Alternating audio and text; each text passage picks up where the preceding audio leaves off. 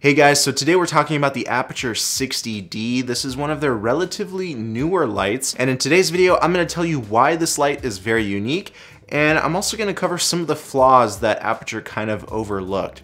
So let's start off with the features. First things first, it is a 60 watt light rated at 5600 degree Kelvin, so it's going to give you that nice daylight color. Obviously you can apply any gel you would like as a separate accessory simply by using cloth pins and just clipping it on. You do get an included barn door kit and a Bowens mount kit, so this is very good. I also want to talk about the case that you get included with this light. It's a heavy duty case, weather resistant, water resistant, and you can take this thing with you everywhere, and everything is just so well packed inside. So inside the case, you're gonna get the light itself, you're gonna get that Bowens mount adapter, you're gonna get those barn doors, you're gonna get an AC power adapter, which will be able to clip onto the light itself, and you will get an NPF style battery mount system along with a V-mount battery connector. So you literally have no excuse on why you can't power this light. And I love how they threw in that V-mount battery connector, because V-mount is the way to go when you're powering this kind of light, and I'll explain why in just a moment.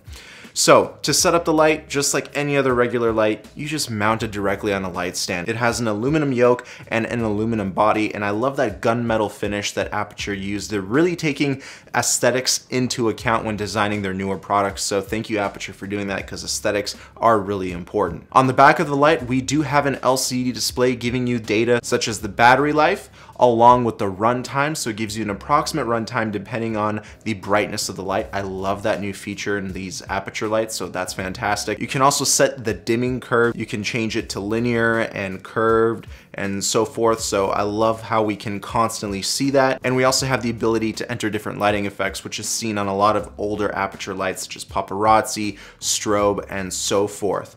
Now this light, even though it's only 60 watts, it does still have a fan built inside, but it is such a quiet fan that I don't even think that you can hear it. So I'm gonna put it really close to the mic and you let me know if you can hear it.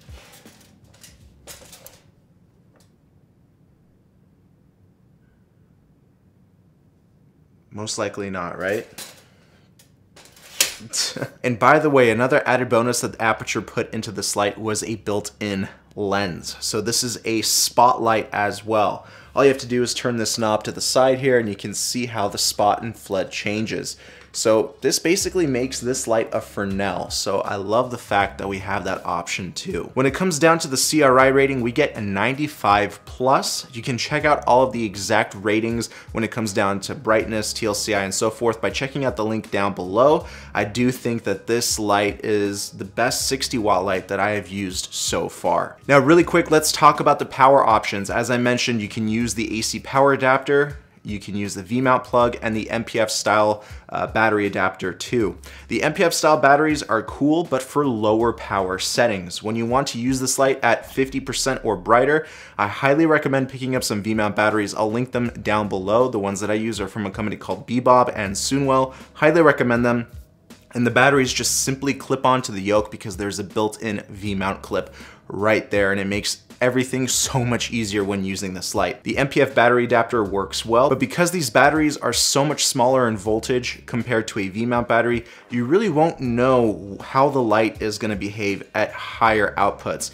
So I'm skeptical when using Sony NPF style batteries for this kind of light. You just don't know what the battery runtime is going to be. I've actually had this light shut off on me randomly when using Sony NPF style batteries, so just be careful, and if you're going to be using those batteries, use them at under 50% power. Now just like all of the newer Aputure lights, this 60D will hook up to their wireless Sidus Link app that you can download on your iPhone or Android phone, I believe, as well, and it just works really well. I think this is the best app that any light company has designed for their lights. It works flawlessly. I've had zero glitches. Actually, one glitch that I've had was that sometimes you have to reconnect the light manually to the app, and you have to use the Bluetooth reset option, but it only takes less than 20 seconds to do that. But really nothing of a red flag here when it comes down to the overall usability of this light. It's performed exceptionally well.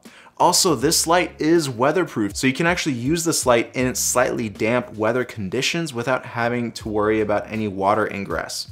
Now this comes to two issues with this light that I've experienced. One, and this is kind of a red flag. I think this is something that Aputure can fix in probably a future firmware update for this light, and that is when you connect power into this light, it just turns on immediately, which is very dangerous because if you have this light set at 100% power, pack it up, and then set it up again and connect power, it's gonna shine at 100%. And if you're a gaffer, you know that on set, that's extremely dangerous, especially when you're lighting up talent. It can blind them, and then you got a lawsuit on your hands.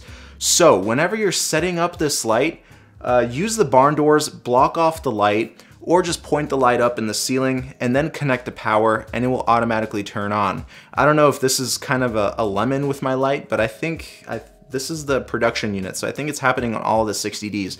So as soon as you connect the power, it's gonna immediately turn on. You don't even have to use the power button on the light. So hopefully Aputure can fix that in a future firmware update.